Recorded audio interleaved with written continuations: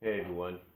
Yeah, you probably just watched the two-parter that I did on the dooms on the fact that it's been 20 years ago, 20 years and 2 weeks ago today, that the final episode of Sonic SatAM, the Doomsday Project, um, aired. Well, it wasn't just that that occurred either. It was actually 20 years ago, 20 years and 2 weeks ago, period. Or actually 20 years ago, period, that the original run, not the reruns that occurred after Doomsday, but the original first time run of the second season, and mostly the original run of Sonic SatAM itself, came to an end. It was just, really surprising to a lot of us fans at that time. I can tell you this, that even after the original run of the second season, I would sit down and I would continue watching because I would try to catch up on what I missed, if I missed anything. And to be honest with you folks, I never really missed an episode. I have a VHS tape still in Kansas, if it's still workable or not, that contains the original first airing of Sonic Conversion, Blast to the Past 1 and 2, the comedic mini episode, which involved, what was it, Fed Up with Antoine and Ghostbusted, Dulcie, and The Void, which was the prelude episode to the Doomsday Saga. So I had, when you take a look at that for the second season, Conversion, No Brainer. I forgot to mention that one. But Conversion, No Brainer. Part 1 for Blast of the Past. Part 2 Blast of the Past. Fed Up with Antoine, Ghostbusted, Dulcie, and The Void. So I had 7 out of the 13 episodes for that year. But I couldn't record anymore because, well, one, my VCR practically died on me. Yeah, it died on me. I don't know what happened. I tried to fix it, tried to see what could be done. It just died. And it was a shame. But even before I dedicated that one VHS tape to it, I had used a variety of other VHS tapes, again, which are in Kansas, that have several cartoons on there from, let's see, from Wild West Cowboys of Moo Mesa, to the CBS run of Ninja Turtles, to Sonic the Hedgehog, and several others. But those were mostly some of the main ones I had. I think I had some biker mice in there too. But those were mainly some of the ones I had. But like I said, you could tell I had Sonic in there as well.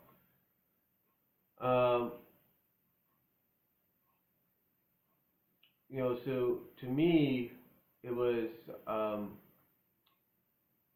quite an interesting run as a fan. I mean, as a matter of fact, me and this show, if you will, had quite an interesting history. Because I remember when it first came out, me and my family were living in Kansas.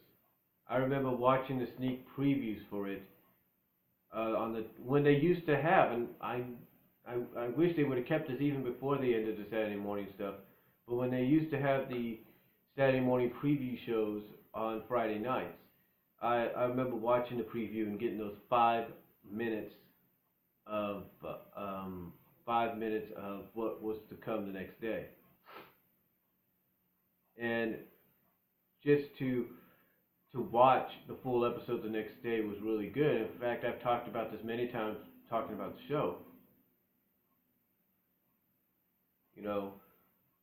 There have been several times that thanks to the good writing, because obviously this first episode shows you how good the writing was, that thanks to this good writing, I had no idea whether or not Sally and Bunny were going to stay prisoners, mind-washed slaves of Robotnik for the whole season. I had no idea. But obviously that wasn't the case. But that's how good it was. That's how good it was. And again, me and this show have a very interesting relationship, if you will. Because you see, I watched it, and I tried to watch it every Saturday. I think I watched the first few episodes of when they first originally aired, aired.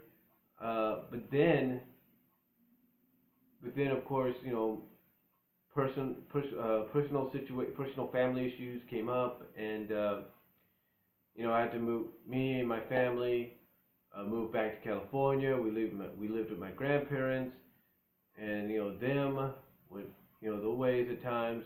I couldn't watch Sonic SatAM the way I wanted to. I couldn't really watch it. I couldn't watch, because here's the thing. My family all lived in one room. We all shared one room.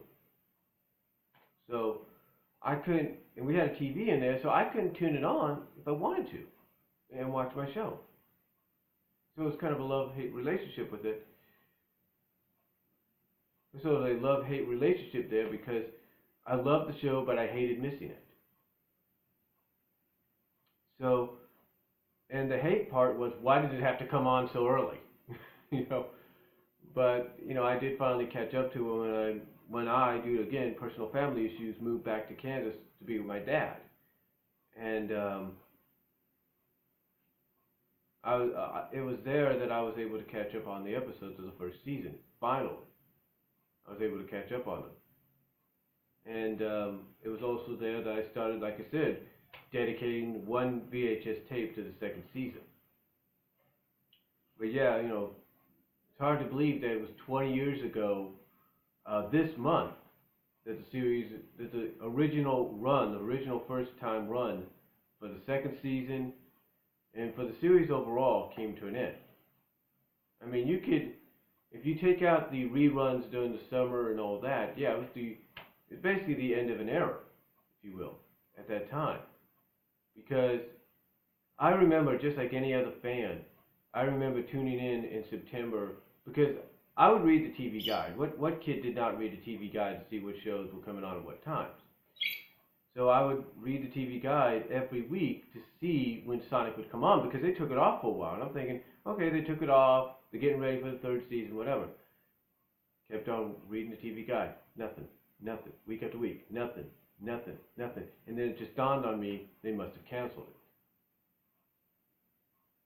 it. And I even had hope that, okay, maybe they moved it to another network, like CBS or Fox has it. Nothing. And again, like I said, that's when it dawned on me that the show was canceled. And I was like, well, why? It was good. Well, of course, later on, we find out that one of the other shows I used to watch as well, Mighty Morphin Power Rangers, was one of the main reasons they got canned. But it wasn't just that either. It was also about, as Ben Hurst put it in an interview that he did on the DVD, it was also behind the scenes, that the new president of the children's programming just didn't see any value in Sonic at all. The positive, though, was you had the USA Network picking up Sonic, both Sonic and Adventures of Sonic, and airing them simultaneously. It's like they would start off with Adventures, then they'd go to SatAM. The only problem, though, as good as that was, as a positive sign as that was, it was also a negative.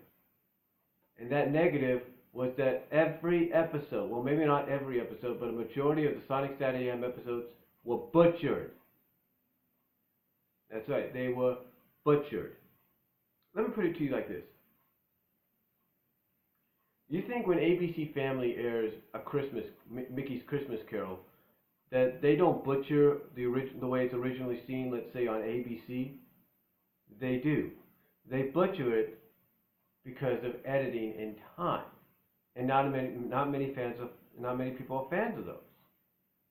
It makes it look like you're not putting any effort. You're not really caring about the product you're showing, and that's what pissed off a lot of fans when USA did that to Sonic SatAM. The only positive out of this, though, came a Christmas special, and that was called Sonic's Christmas Blast. Of course, it was going to be Sonic's an extremely Sonic Christmas, or something like that. But it was basically, they got an all-new Sonic episode or special, a cartoon out of it called Sonic's Christmas Blast. And what was good about this one is that it actually was sort of a mixture in the adventure style, but the animation, you could tell, was sort of SatAM style, especially with Sonic and Tails and Sally. Yes, Sally was in there. if just for a brief cameo to give you that SatAM reference. And of course, you had other references like Robotropolis, called Robotropolis, Swap Bots, you name it. Even though they didn't look like what you saw in SatAM, you still had those references. So it was sort of a mixed bag, designed in the way of adventures, but that with that SatAM feel, especially with Sonic, Tails, and Sally. So that was the only positive they got out of it. That's the only positive fans did get out of it, was that.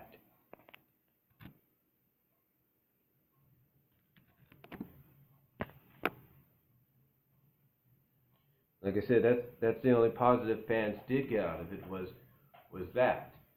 And you know, it would be after that of course it would go into syndication.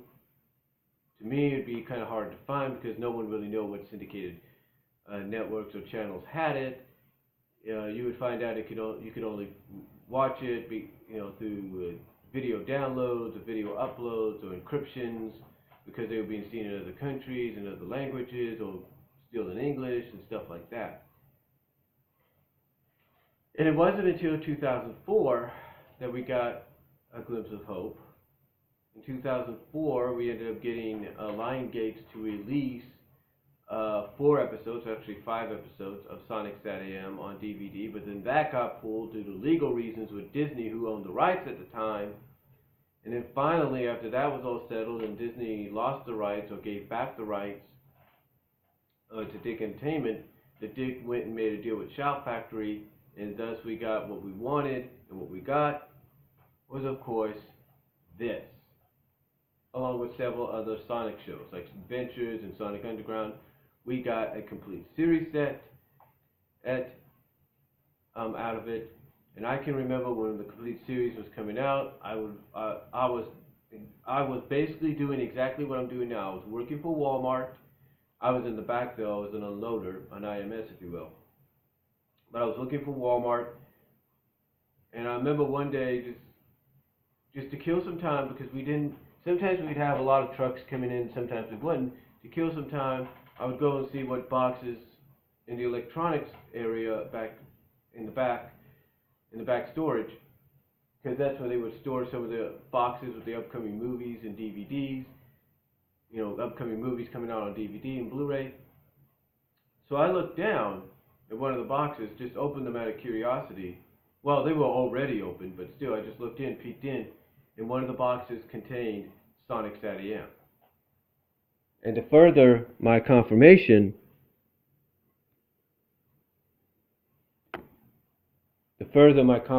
on that,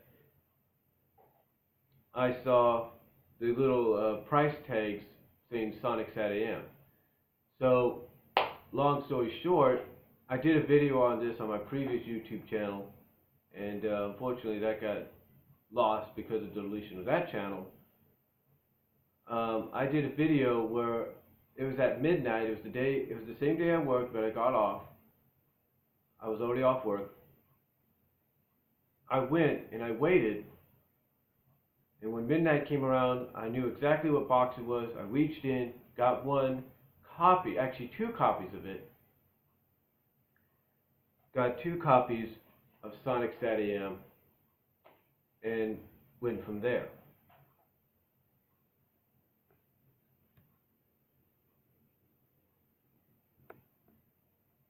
Yeah, I went from there. I basically, at a midnight release, because my store back there in Kansas was 24 hours, unlike this one. So I was able to get those and check them out at that time, buy them and all that. And of course, later on, I sent other people copies. I think I sent Rafaela XD one. I think I sent Jay Foxfire one, maybe. I'm not really sure. I sent my cousins and my nephew one. So, because I wanted them to see it. And everybody enjoyed it. Really did. And the reason I got 2 copies is because, one, I wanted one to watch, and I also wanted to have one to collect. And even to this day,